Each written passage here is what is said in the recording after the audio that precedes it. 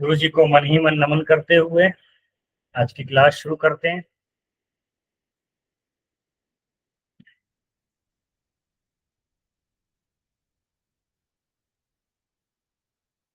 तो last class में हमने देखा था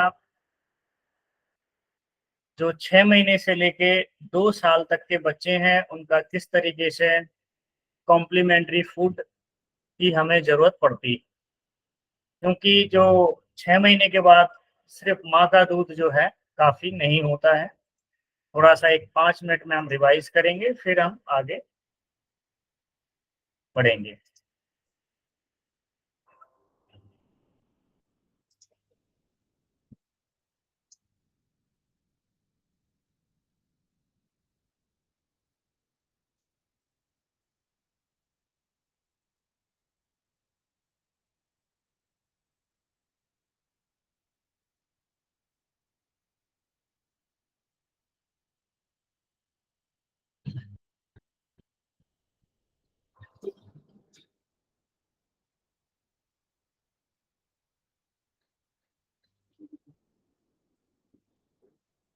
जैसा कि आपके सामने पिक्चर में दिख रहा है, तो इसमें जो है 6 से 8 महीने के बच्चे के लिए जो फीडिंग का जो चार्ट था, तो सुबह जो है उसको सबसे पहले ब्रेस्ट मिल्क देना है।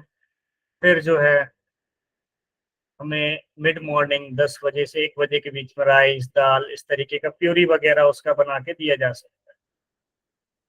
टोटल कैलोरी जो है 6 महीने के बाद बच्चे को पर डे 650 किलो कैलोरी की जरूरत पड़ती है। तो वो हम इसी तरह से पूरा करेंगे। आफ्टरनून में कुछ बनाना या स्टीम्ड मैश्ड एप्पल लेके उसकी प्यूरी बना के दे सकते हैं। तो ये है 6 से 8 महीने का डाइट चार्ट। और फिर जो है 9 से 12 महीने के बच्चे के लिए उसकी कैलोरी बढ़ जाएगी। उसे हम जो है 720 किलो कैलोरी की जरूरत पड़ेगी उसको। सो एक्स्ट्रा जो कैलोरी है 335 किलो कैलोरी बैलेंस करने के लिए जो है हम एक्स्ट्रा कुछ चीजें ऐड करते हैं। तो फॉर्मूला वही चलेगा, पहले ब्रेस्ट मिल्क, फिर जो है कॉम्प्लीमेंट्री फूड, फिर ब्रेस्ट मिल्क, फिर कॉम्प्लीमेंट्री फूड, फिर ब्रेस्ट मिल्क, फिर कॉम्प्लीमेंट्री और लास्ट में फिर ब्रेस्ट। इस तरीके से ये साइकिल चलेगा। तो दिन में करीब 6 बार बच्चे को ये दिया जाएगा 2-2 घंटे के गैप पे और उसके डाइजेशन के हिसाब से। फिर हमने अलग अलग चीजें देखी थी। 6 से 8 महीने के जो बच्चे हैं, इन्फेंट हैं, उनके लिए अलग अलग दिन में अलग अलग, ताकि उनकी खाने में रुचि बनी रहे। तो उसमें हमने अलग अलग सीरियल्स है, ग्रीन लीफी वेजिटेबल्स है, वो सब अलग हमको जो है अलग अलग दिन अलग अलग चीजें डालने से खाने में रुचि बनी रहती है और बच्चे जो है ठीक से खा पाते हैं। तो इसमें दोनों के लिए चार्ट दिया था, 6 to 8 month and 9 to 12 month. तो हम देख चुके थे। फिर उसके बाद जो है 1 साल के ऊपर के बच्चों के लिए एक डाइट चार्ट हमने देखा था, जिसमें 1110 kilo calorie and 36.7 gram protein के हिसाब से उसकी डाइट को बनाया गया था। डेली मेन्यू क्या होगा उसका, उस हिसाब से। सो मॉर्निंग में, लंच में, इवनिंग में और डिनर में। सो मॉर्निंग एंड इवनिंग में उसको मिल्क है, उसके साथ शाम को जो है कुछ नट्स दिए जा सकते हैं। बाकी मॉर्निंग लंच और डिनर में जो है हमें वही कॉम्बिनेशन बनाना है कि कुछ सीरियल्स हैं, पल्सेस हैं, यानी कि मोटे अनाज हो, दालें हो, ग्रीन लीफी वेजिटेबल्स हो, हरी पत्तेदार सब्जियां होनी चाहिए, कुछ नट्स होने चाहिए और गुड फैट होना चाहिए। फैट्स 2 तरह के होते हैं। कौन से 2 तरह के फैट्स होते हैं, जरा मुझे लिख के बताइए। फैट्स 2 तरह के होते हैं, किसको याद है?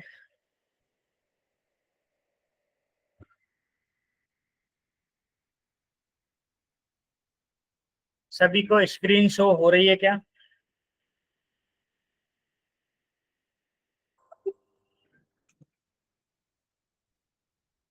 ओके, ठीक है। Saturated and unsaturated fats. Very good.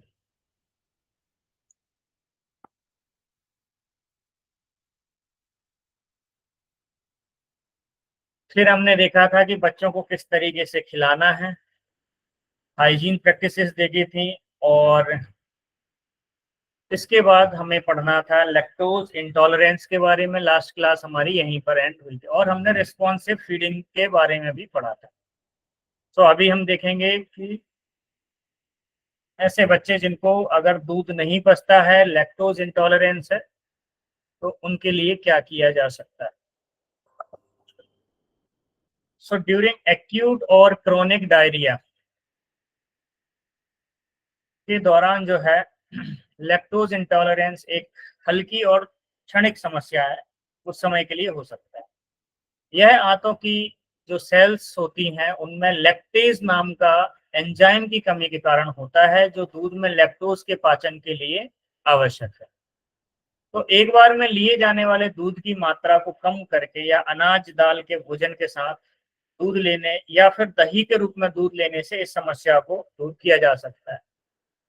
तो ऐसे बच्चे जिनका अगर दूध नहीं पच रहा है, उसकी वजह से उनको बार बार डायरिया हो रहा है, तो फिर उनको आप दही दे सकते हैं। उसकी जगह आप दाल है, अनाज है, उनका प्योरी बनाकर दे दीजिए कुछ दिनों के लिए, और फिर दोबारा फिर आप जो है दूध दूध का सेवन शुरू करा सकते हैं बच्चों को।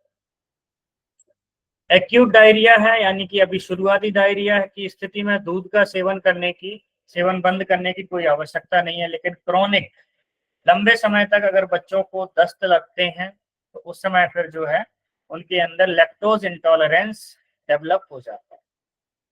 तो ऐसे बच्चों में डॉक्टर की सलाह के आधार पर दूध को अस्थायी रूप से बंद किया जा सकता है। अनाज और दालों या फिर चिकन और अंडे अंडे पर आधारित आहार जो है आंत को ठीक करने में मदद करेगा। और फिर बाद में ठीक होने के बाद दूध को धीरे धीरे करके फिर से बच्चे के सामने पेश किया जा सकता है। ठीक है। तो लैक्टोज इंटॉलरेंस यानी कि जिनको दूध नहीं पच रहा है, उन बच्चों के लिए आप इस तरीके से कुछ दिनों के लिए शायद गैप दे दें, 2-4 दिन के बाद फिर जब दूध पचने लगेगा तो दे सकते। अगर फिर भी नहीं पच रहा है तो फिर डॉक्टर से मिलेंगे। अब है एमाइलेज रिच फूड, ARF। ये क्या होता है, इसको हम देखें।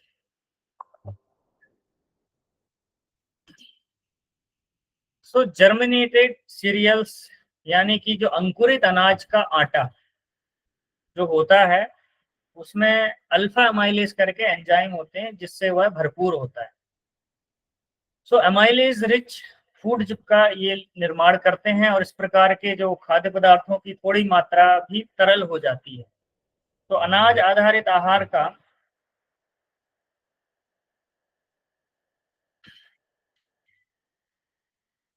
इस तरह का अंकुरित अनाज के आटा जो है पचने में काफी हल्का होता है। तो इस प्रकार ARFS यानी कि अमाइलेज रिच फूड्स दूध छुड़ाने वाले दलिया की एनर्जी डेंसिटी को बढ़ाने के साथ साथ वीनिंग रूल्स उसका कम करने में मदद करता है डेंसिटी को। सो खाने की जो डेंसिटी है उसको कम करने में ये हेल्प करता है। और माताएं जो है घर पर तैयार किए गए कम लागत वाले खाद्य पदार्थों की पाचन क्षमता बढ़ाने के लिए ARF ये उसमें ऐड कर सकते हैं। ARF किस तरीके से तैयार किया जाता है। सो 250 ग्राम अनाज या मिलेट्स आप ले लें।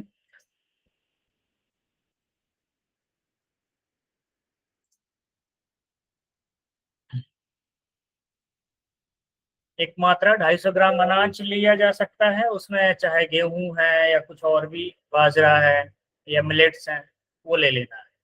तो 250 ग्राम अनाज या मिलेट्स ले, और उसके साथ 2 से 3 मात्रा जो है पानी डालें और 8 घंटे के लिए भिगा दें।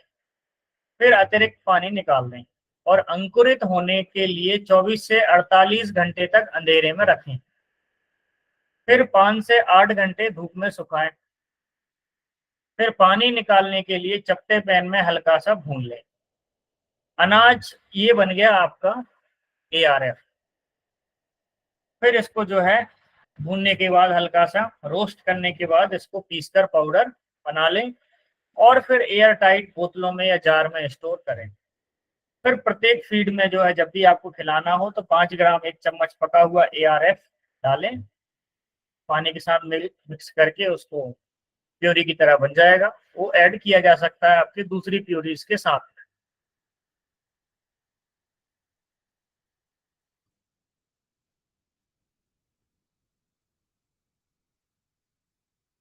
तो कॉम्प्लीमेंट्री खाद्य पदार्थों को का हम जो है किस तरीके से प्रिपेयर करेंगे, उसके लिए थोड़ा सा है कि पहला है अनाज और दालों को धीमी आंच पर अलग अलग भून लें और उन्हें रवा की तरह दरदरा पीस लें। बहुत ज्यादा फाइन या मैदे की तरह ना पीसें। रुपैया जी, आप अभी हैंड रेज ना करें, हम क्लास के बाद में टाइम रहेगा तो क्वेश्चन लेंगे। चलिए आगे बढ़ते हैं। तो किस तरीके से हम तैयार करेंगे, तो यहाँ देखते हैं कि अनाज और दालों को धीमी आंच पर अलग अलग भून लें और उन्हें रवा की तरह दरदरा पीस लें। फिर सभी सामग्री को एक साथ मिलाकर एयर टाइट कंटेनर में रख दें। सामग्री बनावट में मोटी होनी चाहिए और आटे की तरह नहीं होनी चाहिए और इसे कमरे के तापमान पर 10 से 15 दिनों तक सुरक्षित रखा जा सकता है। ज्यादा दिन तक भी नहीं रखना है, 10 से 15 दिन काफी है। फिर जब भी बच्चे को खिलाना हुआ तो 1 या 2 चम्मच रवा या सूप को धीमी आंच पर आप लगभग 10 से 15 मिनट तक पानी में पकाएं। पकाने के बाद जो ताजी सब्जियां होती हैं या फिर जो नॉन वेजिटेरियन फैमिलीज हैं उनमें मांस को साफ करके छोटे छोटे टुकड़े काट लें और वेजिटेरियन लोग सब्जियों के छोटे छोटे टुकड़े काट लें। उनको जो है फिर रवे के घोल में डालकर फेंट लें या मिक्स कर लें और उसको जो है या तो कद्दूकस करके जो है उस घोल में मिलाकर पका दें और ठंडा होने पर फिर इसको जो है बच्चे को खिलाएं। तो ये एक मिल्क का वैकल्पिक तरीका है, अल्टरनेट तरीका है कि जिन बच्चों को अगर दूध नहीं बच रहा है तो इस तरीके की चीजें भी दी जा सकती हैं, जिससे उनका जो है डाइजेशन भी अच्छा होगा और सारे विटामिन मिनरल्स भी मिलेंगे। नॉन वेजिटेरियन लोग इसमें जो है अंडे को फोड़कर रवा में मिलाकर पकाया जा सकता है या अंडे को अलग से उबालकर कद्दूकस करके पकाने के बाद रवा के घोल में मिलाया जा सकता है और ठंडा होने पर बच्चे को खिलाएं। और अलग से अल्टरनेट रूप से ऊर्जा और स्वाद को अगर बढ़ाना चाहते हैं तो उसमें थोड़ा मूंगफली का पाउडर या तिल के बीज का पाउडर भी मिलाया जा सकता है। पका हुआ दलिया 1 से 2 घंटे के भीतर स्वच्छ स्थिति में इस्तेमाल किया जा सकता है, ज्यादा देर ना रखें, 1 से 2 घंटे के अंदर उसको। और क्या खिलाया जा सकता है, इसमें दो चीजें और हैं। एग पुडिंग है, जो नॉन वेजिटेरियन लोग इसका यूज कर सकते हैं। अंडे का हलवा बनाया जा सकता है, तो अंडे को फेंटें और एक फेंटने के बाद इसमें दूध, इलायची, जायफल पाउडर डालें और अच्छी तरह से मिला दें। नमी को जो है स्टीमर या प्रेशर कुकर में बिना फेंटे 15 से 20 मिनट तक भाप में पकाएं और फिर ठंडा करके जो है दिया जा सकता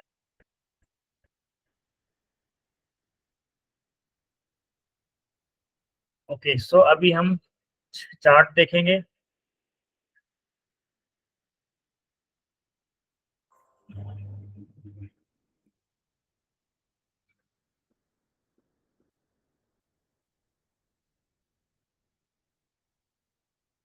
तो अभी आपके सामने देखिए यहाँ पर कैरेट प्यूरी है। 6 से 8 महीने के बच्चों के लिए आपके पास अलग अलग ऑप्शन है। आप डेली अलग अलग दे सकते हैं या दिन में 2-3 अलग अलग तरह की प्योरी भी बना के दी जा सकती है।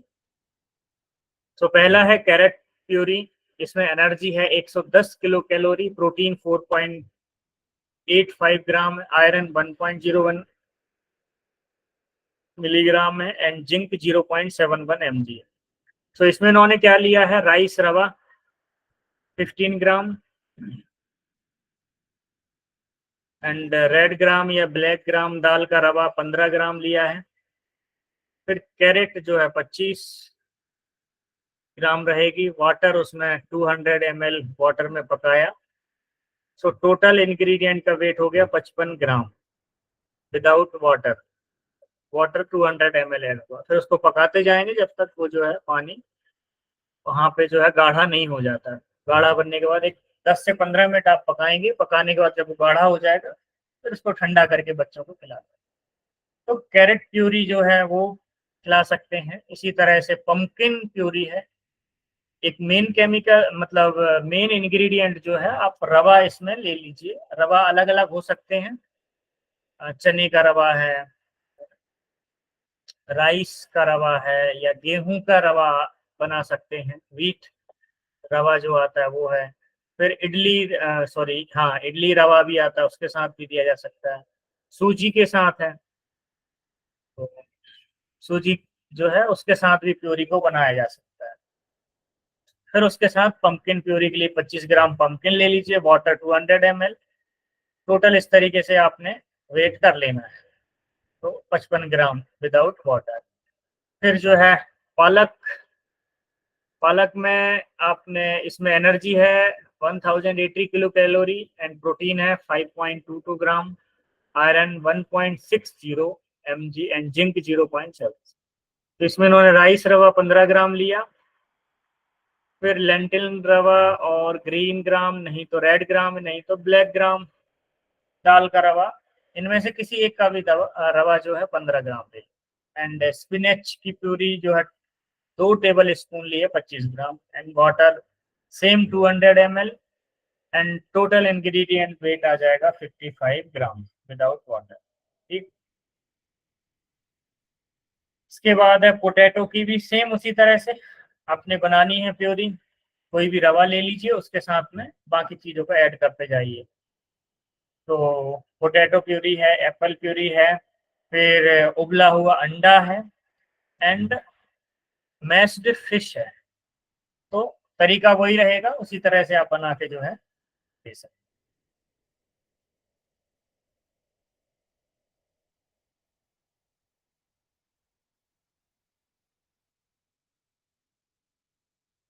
इसमें आप और भी चीजें देख सकते हैं। Varieties of dals can be included depending on the availability.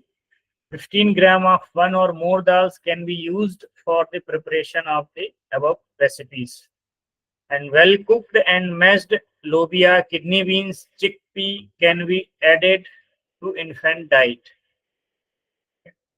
Quantities indicated are for raw ingredient. और इसके साथ में जो है ब्रेस्ट मिल्क तो पिलाना ही पिलाना है, उसको नहीं छोड़ना है, वो साथ में रहे। ठीक है, ये हुआ 6 से 8 महीने के बच्चों के लिए प्यूरीज। सेकेंड चार्ट है कॉम्प्लीमेंट्री फूड रेसिपी न्यूट्रिएंट्स 9 से 12 महीने के बच्चों के लिए। तो अभी यहाँ पर ग्रेटेड मिक्स्ड वेजिटेबल एनर्जी जो इसमें मिलेगी, इसको 114 kilo calorie, protein 4.98 gram, iron 1.02 mg and zinc 0.73 mg। तो इनके लिए जो है रवा सेम 15 ग्राम। यहाँ पर मात्रा थोड़ी बढ़ जाएगी, तो टोटल वेट आ जाएगा विदाउट वाटर 60 ग्राम करना है। ऊपर हमने क्या किया था, 55 ग्राम किया था। ठीक है, तो यहाँ पर आप दो चीजें मिला सकते हैं। जैसे हम ऊपर सिर्फ एक ही चीज की प्यूरी बना रहे थे, या तो एप्पल की, या फिर पालक की, या फिर कैरेट की अलग अलग, तो यहाँ पर हम 10 ग्राम दूसरा कोई सब्जी डाल सकते हैं जिसकी प्यूरी बन जाएगी। सो इन्होंने 10 ग्राम कैरेट ली है, 10 gram potato and 10 gram pumpkin and 150 ml water. वहां पर हम कितना वाटर ले रहे थे, 200 ml। ठीक, इस तरीके से। फिर इसी तरह से एग पुडिंग है, 50 ग्राम एग एंड मिल्क 80 ml। तो इससे टोटल जो वेट आ जाएगा 130 ग्राम्स। एग नॉग जो है उसमें 50 ग्राम जो है एग, मिल्क 90 ml 140। तो ये हो गया 9 से 12 महीने के ओल्ड बच्चों के लिए, इस तरीके से दिया जा सकता है। फिर 12 महीने के बच्चे यानी कि 1 साल के बच्चे या 1 साल से ऊपर के बच्चों के लिए, तो इसमें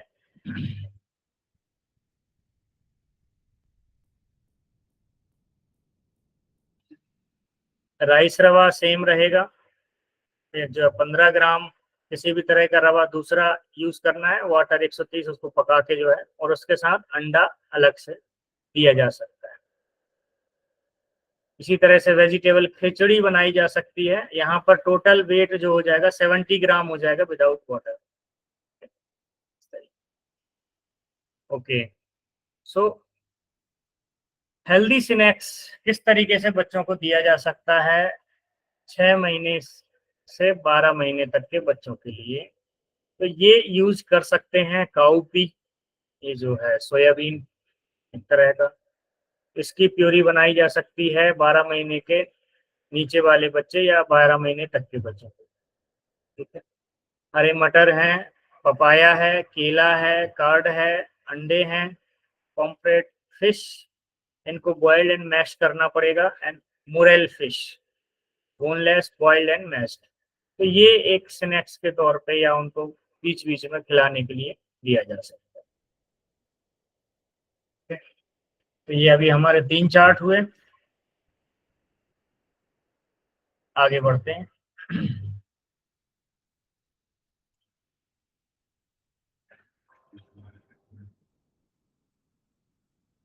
सो कुछ ध्यान देने वाली बातें हैं जिनको हमें ध्यान देना है। वह 6 महीने की उम्र के बाद बच्चे की बढ़ती जरूरतों को पूरा करने के लिए सिर्फ माँ का दूध ही काफी नहीं है, उसके साथ हमको जो है अल्टरनेटिव फूड देना है। 6 महीने की उम्र के बाद ही पूरक आहार देना शुरू करना चाहिए। पूरक आहार मतलब कॉम्प्लीमेंट्री फूड। साथ ही 2 साल की उम्र तक स्तनपान जारी रखना चाहिए। फिर घर पर बने पूरक आहार यानी कॉम्प्लीमेंट्री फूड को ज्यादा प्राथमिकता दें। और अगला है बच्चे की उम्र के हिसाब से कम 2 से 4 बार जो है कॉम्प्लीमेंट्री फूड दें। दूध है स्थानीय रूप से उपलब्ध फल और सब्जियों के साथ अंडे और मांस दे सकते हैं। पूरक आहार बनाते और खिलाते समय स्वच्छता का ध्यान रखें। कुपोषण को रोकने के लिए दस्त या अन्य सामान्य बीमारियों के दौरान भी जो है मदर फीड को चालू रखना चाहिए। अगला है स्तनपान के साथ पूरक आहार देना जारी रखना चाहिए। पूरक आहार तैयार करते समय नमक का इस्तेमाल सीमित करें, यानी कम से कम नमक का प्रयोग करें। और ऐसे खाद्य पदार्थ जैसे बिस्किट, केक और पेय पदार्थ, फलों का रस और ठंडे पेय पदार्थ ना दें जिनमें चीनी मिलाई गई। सो जो हमारी लास्ट क्लास थी वो यहाँ पर कंप्लीट होती है। अब हम आगे का टॉपिक इसी में डिस्कस करेंगे।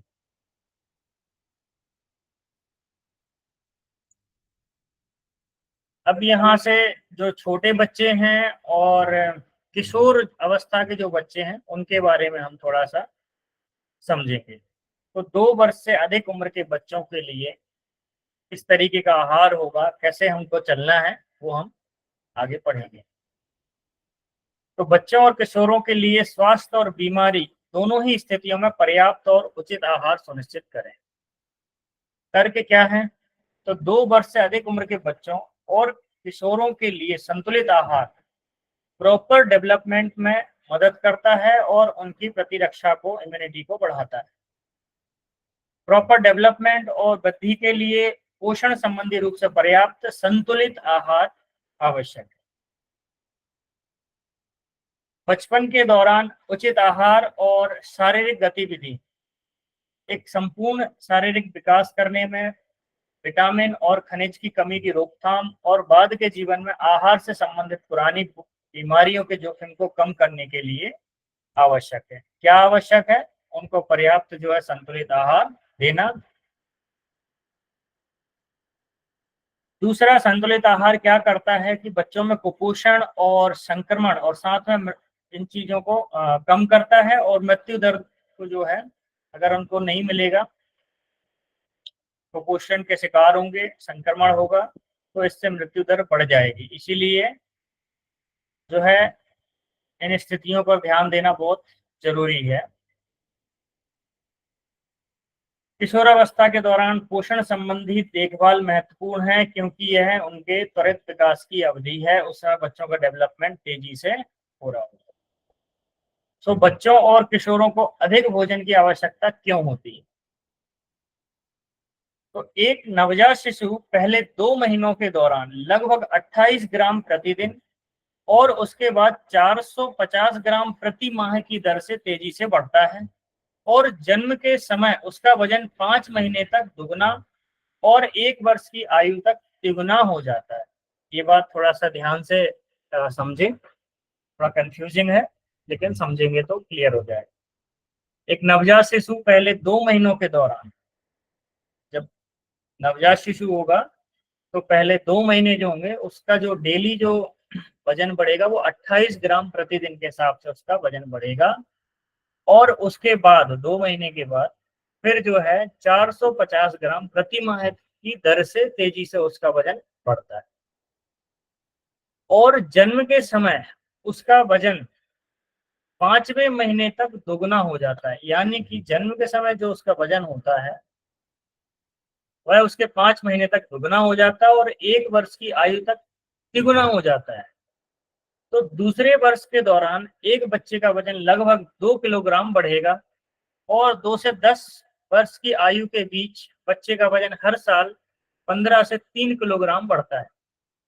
तो शिशुओं का पहले वर्ष के दौरान लगभग 25 सेंटीमीटर और 1 से 2 वर्ष की आयु से 10 से 15 सेंटीमीटर की उनकी लंबाई बढ़ती है। 2 से 10 वर्ष के बीच बच्चे की ऊंचाई औसतन 6 से 7 सेंटीमीटर बढ़ती है, और 4 साल की उम्र में ऊंचाई जन्म की लंबाई से लगभग दुगनी होती है। तो अधिकांश लड़के लगभग 2 वर्ष की आयु तक अपनी वयस्क ऊंचाई का आधा हिस्सा प्राप्त कर लेते हैं। इसका क्या मतलब हुआ? 2 साल के जो बच्चे होते हैं, अधिकांश लड़के लगभग 2 वर्ष की आयु तक अपनी वयस्क ऊंचाई का आधा हिस्सा प्राप्त कर लेते हैं। तो जो वयस्क होने पर जो उनकी हाइट होगी लगभग उसकी आधी हाइट तो वो 2 वर्ष में कवर कर सकते हैं। अधिकांश लड़कियां लगभग 19 महीने की आयु में अपनी वयस्क ऊंचाई का आधा हिस्सा प्राप्त कर लेती हैं। इस अवधि के दौरान विभिन्न टिश्यू और ऑर्गन का विकास और परिपक्वता भी होती है। किशोरावस्था, किशोरावस्था किसे कहा जाता है? 10 वर्ष से 19 वर्ष की आयु को किशोरावस्था कहा जाता है। तो किशोरावस्था यानी प्यूबर्टी एज, तो किशोरावस्था की विशेषता ऊंचाई और वजन में तेजी से वृद्धि, हार्मोनल परिवर्तन, यौन परिपक्वता और भावनाओं में व्यापक उतार चढ़ाव है। लड़कियों में किशोरावस्था में विकास का दौर लगभग 10 से 12 साल की उम्र में शुरू होता है, और लड़कों में 2 साल के बाद। इस चरण के दौरान ऊंचाई और वजन के लिए वार्षिक अधिकतम लंबाई 9 से 10 सेंटीमीटर और वजन जो है 8 से 10 किलोग्राम होता है। एक साल में इतना वजन ये गेन करते हैं, और 9 से 10 सेंटीमीटर इनकी हाइट उस दौरान बढ़ती है। तो इसलिए आपने देखा होगा कि बच्चे अचानक से जो है, फिर आप देखते हैं कि जैसे ही वो 13-14 साल की उम्र के आसपास आते हैं अचानक से उनकी हाइट बढ़ जाती है, बहुत तेजी से बढ़ते हैं बच्चे। तो उस समय ग्रोइंग एज उनकी हो रही होती है। इसी अवधि के दौरान उनका जो है बोन डेंसिटी का डेवलपमेंट होता है, बोन डेंसिटी मजबूत बनती है, और इसी अवधि के दौरान हड्डी का विकास। बाद के जीवन में हड्डी की जो खनिज का उसका भरपूर होना चाहिए। तो हड्डियों में क्या रहता है? फास्फोरस रहता है और कैल्शियम है। तो ये प्रॉपर बनाए रखने के लिए, ताकि बुढ़ापे में जो हड्डियां हैं तो उस दौरान क्या होता है, जो भी डेवलपमेंट है तेजी से होता है, और उनकी मजबूत बोन डेंसिटी होती है जो आगे के जीवन में काम पड़ती है। तो शरीर के विभिन्न घटकों जैसे शरीर के पानी, मांसपेशियां, हड्डी और वसा का पैटर्न और अनुपात पूरे बचपन और किशोरावस्था के दौरान लगभग 19 साल तक वयस्क स्तर तक पहुंच जाता है। और लड़कियों में मासिक धर्म की शुरुआत के साथ किशोर लड़कियां लड़कों की तुलना में अधिक शारीरिक तनाव में होती हैं। एक नोट करने वाली बात है। इस समय जो है लड़कियां जब किशोर होती हैं तो उनमें लड़कों की तुलना में अधिक शारीरिक तनाव पैदा होता है। बढ़ते बच्चों और किशोरों को अधिक कैलोरी की आवश्यकता होती है। हालांकि कैल्शियम के लिए जो है उनको लगभग 850 से 1050 मिलीग्राम प्रतिदिन उनकी खुराक में होना चाहिए। सो प्रॉपर बोन डेंसिटी प्राप्त करने के लिए किशोरों को अधिक मात्रा में जो है इस तरह से कैल्शियम दिया जाता है। सो स्तंभ अस्थि का जो बोन डेंसिटी है वो प्राप्त करने के लिए कैल्शियम युक्त खाद्य पदार्थ जैसे, यहाँ ध्यान दीजिए, दूध है, दूध से बने उत्पाद हैं, फॉक्सटेल मिलेट्स हैं, रागी है, तिल है, सफेद तिल है आदि का सेवन करने की सलाह दी जाती है। इनमें कैल्शियम ज्यादा होता है। क्या क्या है? दूध है, दूध से बने प्रोडक्ट हैं, फिर मिलेट्स हैं, रागी है, तिल है इत्यादि। 5 वर्ष से कम उम्र के छोटे बच्चों को कम भारी भोजन, ऊर्जा, प्रोटीन, विटामिन और खनिजों से भरपूर जैसे दालें, मेवे यानी कि आपके ड्राई फ्रूट एंड जो भी घी या तेल है, दूध और अंडे दिए जाने चाहिए। इसके साथ ही हरी पत्तेदार सब्जियां और स्थानीय रूप से यानी कि जहां पर वो रहते हैं उस जगह के मौसमी फल उनके दैनिक मेन्यू का हिस्सा होना चाहिए। पौष्टिक तत्वों से बने और कम फैट, कम चीनी और कम नमक वाले स्वस्थ नाश्ता उनकी पोषक तत्वों की आवश्यकताओं में उपयोगी योगदान देते हैं। इसे क्या बोला जाता है? HFSS, high fat sugar salt, खासकर बड़े बच्चों और किशोरों में। सो मेन्यू में बार बार बदलाव अक्सर बच्चों को पसंद आते हैं।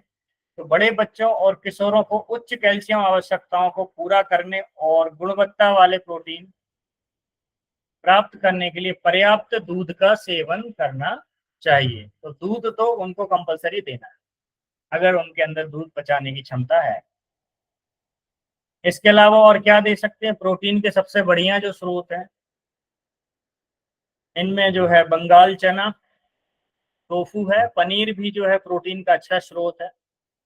और पोषक तत्वों से भरपूर खाद्य पदार्थ जैसे ड्राई फ्रूट है, तिलहन है और समुद्री मछली जो अच्छी गुणवत्ता वाले फैट, प्रोटीन एंड विटामिन और मिनरल से समृद्ध होती है, भरपूर होती है, का बार बार सेवन किया जाना चाहिए। मेथी के बीज, रजगिरा के बीज, अलसी के बीज, चिया के बीज और तुलसी के बीज आदि जैसे खाद्य पदार्थ जो स्वास्थ्य को बढ़ावा देने वाले प्रभाव रखते हैं उनका सेवन सप्ताह में कम से कम 3 से 4 बार किया जाना चाहिए। पैकेज्ड खाद्य पदार्थों और अधिक तेल, नमक, चीनी मिलाए गए रंग और अन्य योजक खाद्य पदार्थों से बचना चाहिए। वसा यानी फैट, चीनी और नमक से भरपूर खाद्य पदार्थों के अत्यधिक सेवन से बचना है। किशोरावस्था में अस्वास्थ्यकर खाद्य वरीयताओं के साथ साथ यानी कि कुछ भी उल्टा सीधा जो बच्चे खाते हैं उनसे बचना है। धूम्रपान, तंबाकू चबाना या शराब पीने जैसी हानिकारक आदतों को विकसित करने के लिए ये एक कमजोर अवस्था होती है। इसमें आसानी से बच्चे जो है नशे के प्रति आकर्षित होते हैं, गलत खान पान के प्रति, क्योंकि उनको तीखा, चटपटा और देखने में सुंदर इस तरीके की चीजें आकर्षित करती हैं और जो है इससे फिर उस अवस्था में उनका शरीर फिर जो है खराब होना शुरू हो जाता है। तो ऐसी हानिकारक आदतों से बचना चाहिए और बच्चों को, किशोरों को उचित जीवन शैली की जो प्रथाएं हैं उनको स्पोर्ट्स जैसे खेलने के लिए सारे गतिविधि में भागीदारी के लिए प्रोत्साहित करना चाहिए और बच्चों के लिए एक संतुलित आहार की व्यवस्था करनी चाहिए जिससे कि उनका एक संपूर्ण विकास हो सके। बच्चों में संक्रमण से कुपोषण कैसे होता है? बचपन में होने वाले आम संक्रमण जैसे कि डायरिया, निमोनिया और बीमारी के दौरान खराब पोषण कुपोषण का कारण बनते हैं और लगभग 20% मृत्यु दर में ये योगदान करते हैं। तो 20% बच्चों की मृत्यु तो इन्हीं कुपोषण के कारण या जो इस तरीके की बीमारियां हैं, डायरिया है, निमोनिया है और कुपोषण से संबंधित जो बीमारियां हैं, उनके कारण बच्चों की मृत्यु हो जाती है। तो संक्रमण के दौरान जब बच्चों को इन्फेक्शन होता है तो बच्चे भूख कम होने के कारण कम खाते हैं और कई बच्चे बार बार उल्टी करते हैं। मूत्र और मल में पोषक तत्व भी नष्ट हो जाते हैं। तो किसी भी बीमारी के दौरान आहार को सीमित करने का अस्वास्थ्यकर अभ्यास समस्या को और बढ़ा सकता है। इसीलिए बाद में पोषण संबंधी कमियों को रोकने के लिए किसी भी बीमारी के दौरान और बाद में बच्चों को सामान्य रूप से खिलाने में अतिरिक्त देखभाल की आवश्यकता होती। तो बीमारी के दौरान और बाद में उचित भोजन पद्धति आवश्यक है। माताओं या फिर देखभाल करने वालों को बहुत धैर्य से जो है ये काम करना पड़ेगा कि जब बच्चे बीमार होते हैं तो ऐसा नहीं कि उनको तो वैसे ही भूख कम लगती है, पता चले हम भी नहीं खिला रहे, तो जो है हमें भूख भले कम लगी हो लेकिन कोशिश करनी है कि न्यूट्रिशियस चीजें देनी चाहिए, जैसे वेजिटेबल खिचड़ी है, दलिया है, जो हल्का वो पचा सकें।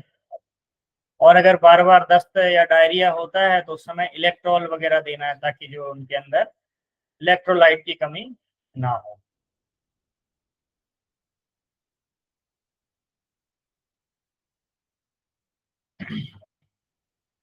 बड़े बच्चों के लिए जो वयस्कों का आहार लेते हैं उन्हें लगातार अंतराल पर नरम पोषक तत्व युक्त खाद्य पदार्थ दिए जा सकते हैं और फिर बीमारी के ठीक होने के बाद जब तक शरीर का मूल वजन वापस नहीं आ जाता तब तक भोजन की मात्रा बढ़ाई जा सकती है। बच्चों में दस्त के दौरान क्या करना चाहिए जब बच्चों को डायरिया हो? दस्त एक आम बचपन की बीमारी है जो कि डिहाइड्रेशन और कभी कभी मृत्यु का कारण भी बनती है। बच्चे को पर्याप्त भोजन के साथ साथ ओआरएस का भी प्रयोग करना चाहिए जिससे कि उनको इलेक्ट्रोलाइट बैलेंस। ओआरएस का पूरा नाम किसको पता है? जरा लिख के बताएं।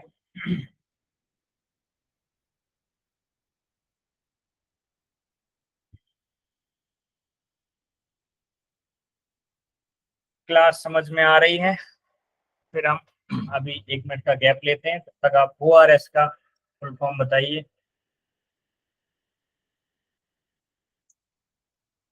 किसी को पानी वगैरह लेना है तो पानी पी सकते हैं।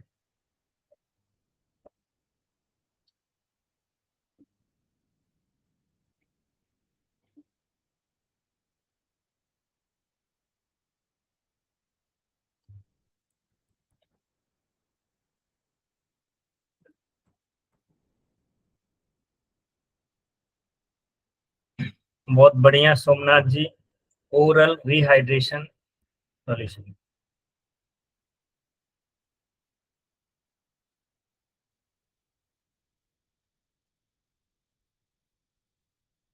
वेरी गुड, बहुत बढ़िया। काफी लोगों ने जवाब दिया ओरल रिहाइड्रेशन सॉल्यूशन, क्योंकि इसमें एक ही चीज नहीं होती, इसमें और भी दूसरे तरह के इलेक्ट्रोलाइट भी होते हैं।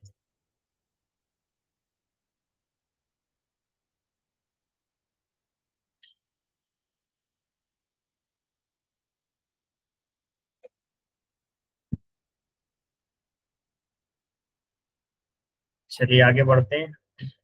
तो एक तो क्या करना है, जब भी डायरिया हो छोटे बच्चों को या जिस जिस किसी को भी डायरिया हो, यहाँ पर अभी हम बच्चों की बात कर रहे हैं तो उन्हीं के लिए बात होगी, तो उनको ओआरएस देना जरूरी है। ओआरएस किन को देंगे? 6 महीने के ऊपर वाले बच्चों को कम मात्रा में पिलाया जा सकता है। ये खासकर अभी यहाँ पर जो बात है वो 1 साल के ऊपर वाले बच्चों के लिए।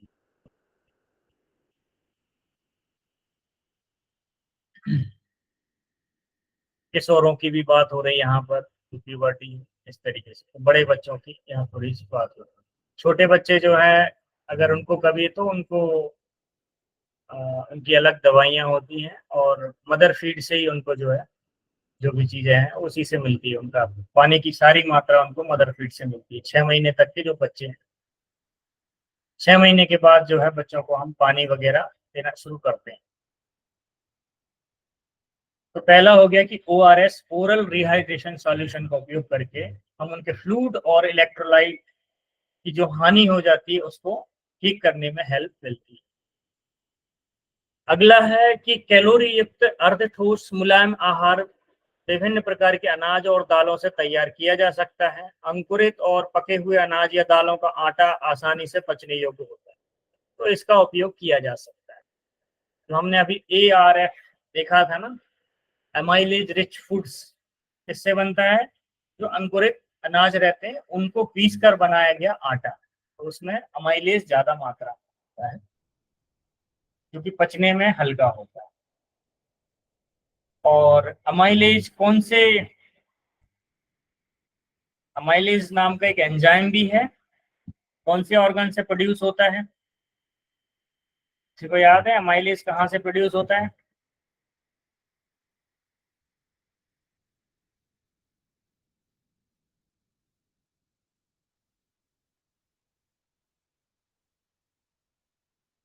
वेरी गुड, पेनक्रियाज है, सलाइवरी अमाइलेज है, वेरी गुड, ठीक है।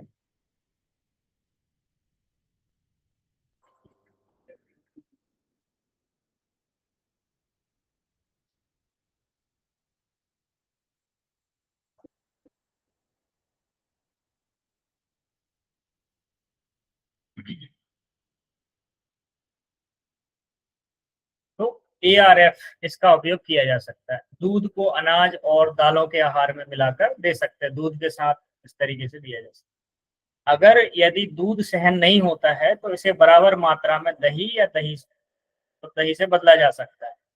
आहार में मसली हुई सब्जियां और फल शामिल किए जा सकते हैं, और जब इन्फेक्शन कम हो जाए तो उसके बाद फिर दूध पिलाना आसान हो जाता है। और रिकवरी के दौरान यदि वजन कम होता है तो अतिरिक्त भोजन बच्चे की खाने की क्षमता के आधार पर दिया जाना चाहिए, ताकि डेवलपमेंट को, विकास को पकड़ने के लिए अतिरिक्त भोजन की आवश्यकता पूरी।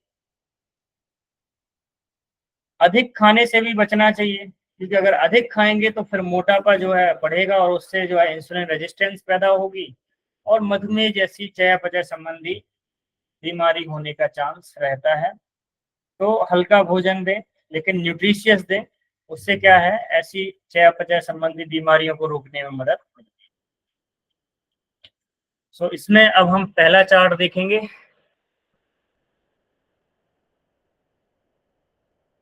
जो है 4 से 6 साल के बच्चों के लिए।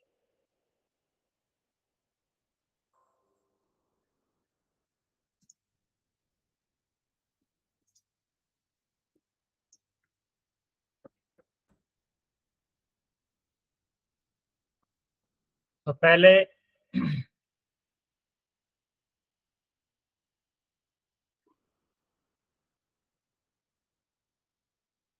ये जो पूरी कैलोरी है वो 1360 किलो कैलोरी के हिसाब से है, पर डे के हिसाब से। तो ये सजेस्टेड डाइट है नॉर्मल नॉरिश्ड फिजिकली एक्टिव चिल्ड्रंस के लिए जो 4 से 6 साल की उम्र के बच्चे हैं। तो सबसे पहले ब्रेकफास्ट में देखेंगे, तो यहाँ पर इन्होंने जो है 360 कैलोरी हम यहाँ ब्रेकफास्ट में कवर अप करेंगे। तो उसके लिए soaked and boiled whole grains 50 gram, and boiled red या ब्लैक बीन्स या काउपी या चिकपीस 20 ग्राम, उबली हुई किसी भी तरह के मटर है, काबुली चना है, या फिर जो है दूसरा मटर है, इस तरीके से लेंगे। और होल ग्रेन्स में आप जो है कोई भी यूज कर सकते हैं। और vegetable chutney 50 gram and nuts 5 ग्राम होंगे, और उसके साथ 100 ml मिल्क होगी। 8 से 9 बजे तक बच्चों को ये देना है। इसमें 360 किलो कैलोरी एनर्जी कंप्लीट। ये जो मेन्यू है वो ऐसे बच्चे के लिए है जिसका वजन जो है 18 किलो होगा, and with adequate physical activity, ठीक है। ऐसे बच्चों के लिए 46 ग्राम क्रूड प्रोटीन की जरूरत पड़ेगी। तो ये हो गया ब्रेकफास्ट। लंच में हम इनको 540 किलो कैलोरी एनर्जी देंगे 1 से 2 बजे के बीच में। उसमें सीरियल्स होल ग्रेन्स में जो भी है आपका चावल है, किसी तरह की रोटी है, इस तरीके से ये आ जाएगा 60 ग्राम। फिर दालें होंगी 20 ग्राम। फिर vegetable 50 gram and green leafy vegetable होंगी 50 ग्राम। इनको आप सब्जी या चटनी के रूप में प्रयोग कर सकते हैं। फिर curd 75 ml, paneer equivalent to 75 ml, या तो कर्ड दे दीजिए या पनीर भी चलेगा। ठीक। ऑयल 10 ग्राम तक यूज किया जा सकता है एंड नट्स, आपके जो भी नट्स हैं वो 10 ग्राम तक। And fruits end your meal with 50 gram fruits, तो फ्रूट्स जो है 50 ग्राम तक फ्रूट्स यूज किए जा सकते हैं। तो इस तरीके से एक उनकी थाली या प्लेट तैयार होगी जो उनको करना है लंच में। ठीक है, आपको दिख रहा होगा यहाँ रोटी है, दाल है, खीरा है, कुछ सब्जियां हैं, यहाँ पर फ्रूट्स हैं, फिर कर्ड है, कर्ड की जगह आप पनीर भी ले सकते हैं। तो इस तरीके से 540 किलो कैलोरी एनर्जी कंप्लीट होगी। फिर इवनिंग में 5 बजे के करीब 100 ml उनको दूध दे दीजिए, उससे 70 किलो कैलोरी एनर्जी मिलेगी। फिर डिनर में जो है 410 किलो कैलोरी कवर अप करेंगे 7 से 8 बजे। तो सेम उसी तरह से सीरियल्स 50 ग्राम, पल्सेस 20 ग्राम, दालें vegetable 50 gram, oil 10 gram, curd जो है 75 ml, fruit end your meal with 25 gram fruit रहेंगे। और कर्ड वगैरह अगर शामिल करना है या उसकी जगह आप पनीर शामिल कर सकते हैं, इसी तरह से फ्रूट उसमें है।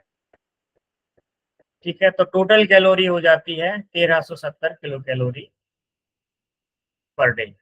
और total protein provide 13.8% kilo calorie per day जो है इसकी जरूरत पड़ेगी। एंड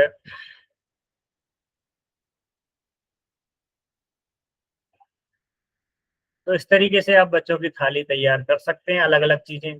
बचपन से ही बच्चों को इस तरह की चीजों की अगर आदतें डाली जाए और वो सब्जियां खाएं, ग्रीन लीफी वेजिटेबल्स हैं, तो वह उनके बीमार पड़ने के चांसेस, एलर्जी है, जुकाम है, सर्दी जुकाम है, या आगे भविष्य में जाके उनको डायबिटीज हो रही, आजकल जो है जुवेनाइल डायबिटीज भी बहुत बढ़ रही, बच्चे अचानक से मोटे हो जाते हैं, अचानक से पतले हो जाते हैं। तो ये सब न्यूट्रिशियंस डेफिशिएंसीज और अलग अलग तरह की कुपोषण से जुड़ी हुई बीमारियां होती हैं। अगर बच्चे जब ग्रोइंग एज में हो और उसी समय अगर उनको न्यूट्रिशन की कमी रहे तो आगे चल के बड़ी गंभीर बीमारियां आती हैं। तो हमें सभी तरह की चीजों की जरूरत पड़ती है। तो खाने में जो है सीरियल्स भी, अनाज भी चाहिए, दालें भी चाहिए, सब्जियां भी चाहिए, और सही जो है फैट भी होना चाहिए, फ्रूट्स भी होने चाहिए, नट्स भी होने चाहिए। तो ये सब चीजों का कॉम्बिनेशन जब आप देंगे तो बच्चों को किसी भी तरह के vitamin, minerals, protein, fats, carbs, किसी भी चीज की जो है कमी नहीं होगी और बच्चों का संपूर्ण विकास होगा। ऐसा नहीं है कि पता चले दिमाग कमजोर हो गया, शरीर का विकास हो गया।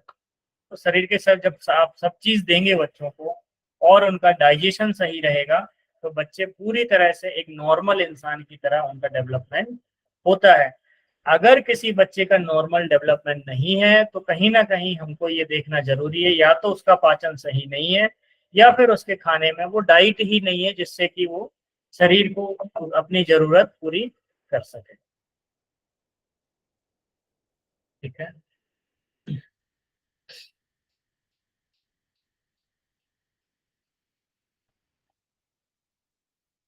तो ये था डाइट 4 से 6 साल के बच्चों के लिए। अगला जो चार्ट है वो है 7 से 9 साल के बच्चों के लिए जिनका वजन 25 किलोग्राम हो और एडिक्वेट फिजिकल एक्टिविटी कुछ ना कुछ ऐसी करते हो। उनके लिए इस तरह का आप जो है डेली मेन्यू सेट कर सकते हैं, डेली एक रूटीन बना सकते हैं। इन्हें जरूरत पड़ेगी 1710 किलो कैलोरी की पर डे, और प्रोटीन की जरूरत पड़ेगी कितनी, 59 ग्राम प्रोटीन। सो ब्रेकफास्ट में इनको 400 किलो कैलोरी चाहिए, तो उसमें सेम आप soaked and boiled whole grains 50 gram, boiled red black beans या लोबिया chickpeas 20 gram, green leafy vegetable 50 gram, vegetables 50 gram and nuts 10 gram और 100 ml दूध। तो इस तरीके से इनका सुबह का ब्रेकफास्ट तैयार होगा। अब आप इसमें जो है ग्रेन्स वगैरह से कभी जो है चीला भी बनाया जा सकता है ना, उनकी दूसरी चीजें भी तैयार आप कर सकते हैं। लंच में जो देखेंगे 730 किलो कैलोरी कवर अप होनी है इसमें। 90 ग्राम तो आपके सीरियल्स आ जाएंगे, आप रोटी है, चावल है, कुछ भी इस तरह से है ना, और दाल 25 gram, vegetable 100 gram and green leafy vegetable 50 gram. इनको सब्जियों के तौर पे यूज करें या चटनी के तौर पे, किसी भी तरह से। ऑयल की मात्रा बढ़ जाएगी 15 gram, nuts 10 gram and curd 100 ml तक लिया जा सकता है। 100 ml तक कर्ड है एंड अगर कर्ड नहीं ले सकते तो पनीर 100 ml तक लिया जा सकता है। Fruits end your meal with 50 gram fruits, तो 50 ग्राम फ्रूट्स। तो जो लास्ट डाइट देखी थी उसी में थोड़ी मात्रा बढ़ जाएगी। इवनिंग में जो है 100 ml मिल्क 5 बजे एंड डिनर में जो है 510 किलो कैलोरी। एनर्जी को कवर अप करेंगे, 7 से 8 बजे तक डिनर होगा इनका। तो उसमें cereals 60 gram, pulses 20 gram, vegetable 100 gram and oil 10 gram. Total oil कितना हो जाएगा इनका? 25 ग्राम। ठीक है।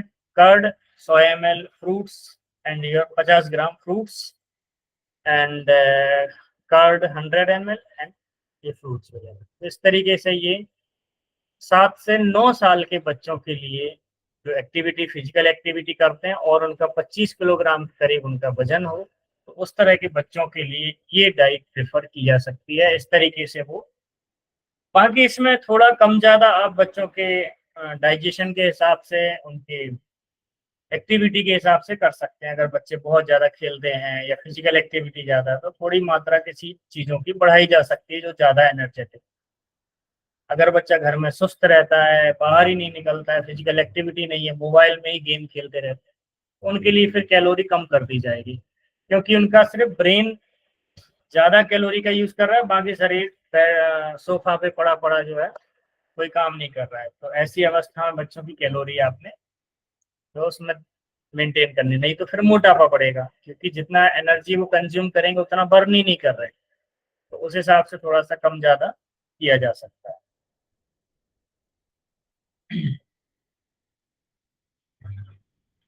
ओके, सो नेक्स्ट चार्ट दिया है 16 से 18 साल के physically active girls and physically active boys के हिसाब से।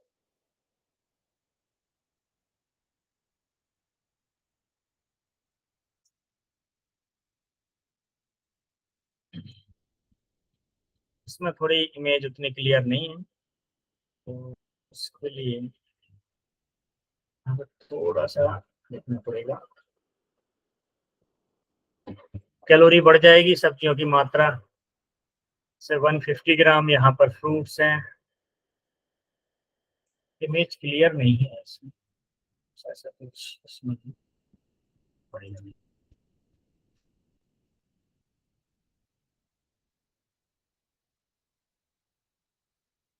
सो इस समय लड़कियों को 2490 किलो कैलोरी की जरूरत पड़ेगी और लड़कों को 3300 किलो कैलोरी तक की जरूरत पड़ेगी।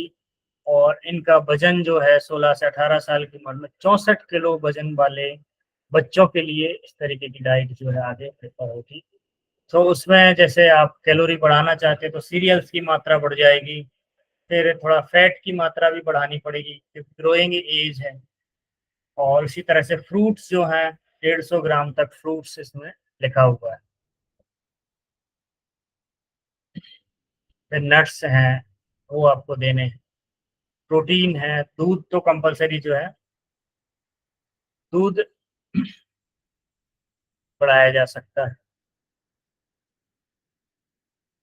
तो इस तरीके से आपको डाइट, एक वयस्क मनुष्य के लिए क्या क्या डाइट होती है इसके हिसाब से हम ये ऐसे बच्चों के लिए आयरन रिच फूड लेना चाहिए। ये हमारे चार्ट कंप्लीट हो गए।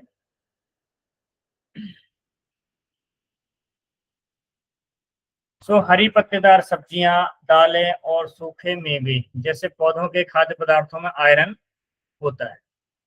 आयरन जो है मांस, मछली और पोल्ट्री उत्पादों से भी प्राप्त होता है। विटामिन सी युक्त फल जैसे अमरूद, आंवला, अनानास और खट्टे फल या धनिया और हरी मिर्च से बनी चटनी नियमित भोजन के हिस्से के रूप में सेवन करने पर पौधों से मिलने वाले आयरन के अवशोषण को बेहतर बनाते हैं। एक ध्यान देने वाली बात है कि चाय जो होती है, चाय जैसा पेय पदार्थ आहार में मौजूद आयरन को बाइंड कर देता है और इसे अनुपलब्ध कर देता है। इसीलिए भोजन से कम 1 घंटे पहले या भोजन के दौरान या भोजन के तुरंत बाद इसका सेवन नहीं करना है। ठीक है, इसका ध्यान दीजिए। खासकर महिलाओं को इस बात का ध्यान रखना चाहिए। चाय का अगर कम से कम 2-3 घंटे का गैप हो तब आप जो है ले सकते हैं।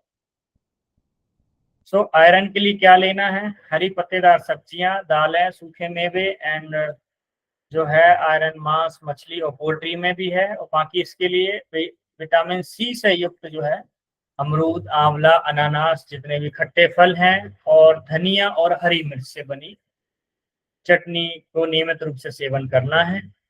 चाय के सेवन से बचना है और अगर ज्यादा लेना ही है तो 2 घंटे का गैप रखिए। दूसरा है कैल्शियम युक्त खाद्य पदार्थ खाएं। बच्चों को rich iron and rich calcium food क्योंकि ग्रोइंग एज रहती है। बच्चों को विकास और हड्डियों के विकास के लिए उच्च स्तर के कैल्शियम की आवश्यकता होती है, जो कि दूध, दही, तिल, रागी, अमरंथ यानी कि रजगिरा जैसे और ग्रीन लीफी वेजिटेबल्स कैल्शियम के अच्छे स्रोत हैं।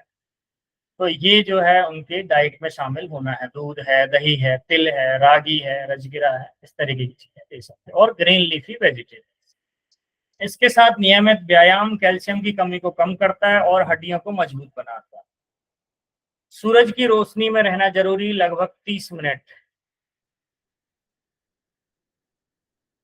सुबह 8 बजे की धूप लेनी है और 11 बजे से दोपहर 2 बजे के बीच में कुछ कम से कम 30 मिनट के लिए तो धूप में बच्चों को आना ही है, जिससे कि विटामिन डी की स्थिति को नॉर्मल बनाया जा सके, जो कि कैल्शियम के एब्जॉर्प्शन में मदद करता है। बीमारी के दौरान ऊर्जा देने वाले पोषक तत्वों से भरपूर अनाज, दाल, आहार, दूध और मसली हुई सब्जियां और फल के साथ दें। थोड़ी थोड़ी मात्रा में बार बार खिलाएं। भरपूर पानी और अन्य लिक्विड पदार्थ दें। कुछ इंपोर्टेंट पॉइंट्स हैं, इनको हम पूरा करने के बाद ये फिर सब्जेक्ट यहाँ पे अच्छी क्लास। क्या पॉइंट्स हैं? ये चार्ट है, ये आपको मैं ये पहले तो ये चार्ट दिया गया है। Median height for age for boys and girls 2 to 5 years WHO के अकॉर्डिंग 2 से 5 साल के बच्चों के लिए इस तरह उनकी हाइट होगी, उनकी एज के हिसाब से कितनी होनी चाहिए।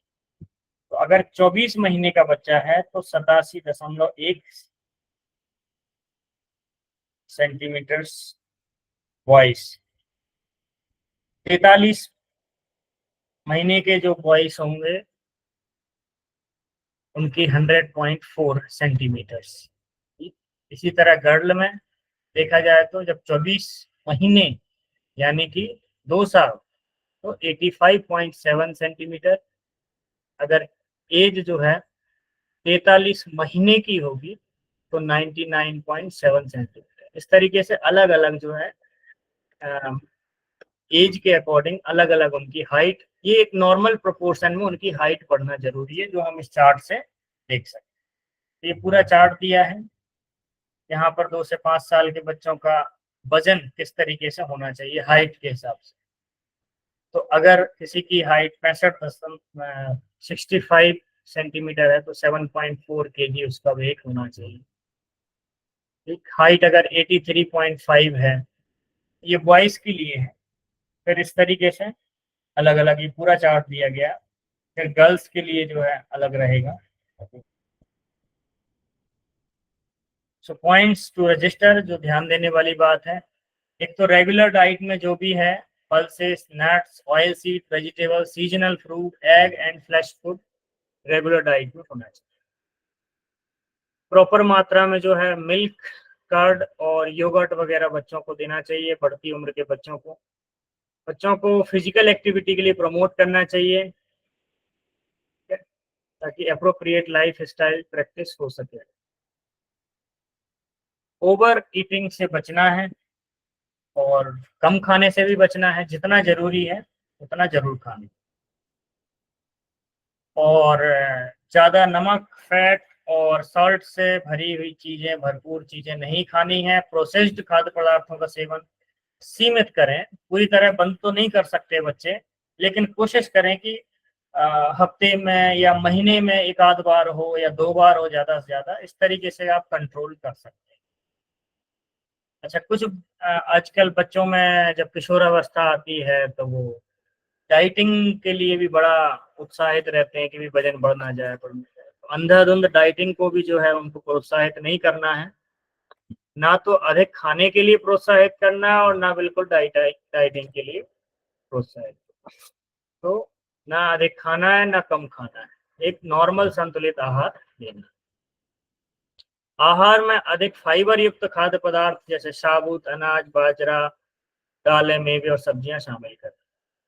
तो अगर इस तरीके से संतुलित डाइट लेंगे किशोर अवस्था के बच्चे जो हैं, तो उनको जो भी परेशानियां होती हैं, अगर पेट संबंधी समस्याएं हैं, पिंपल्स वगैरह हैं, ये सब जो निकलते हैं ये शरीर में गर्मी के कारण, हार्मोन चेंजेस के कारण, डाइट में अगर आप ज़्यादा गर्म खाना खाएंगे, ऑयली खाएंगे, तो ये सब परेशानियां आती हैं।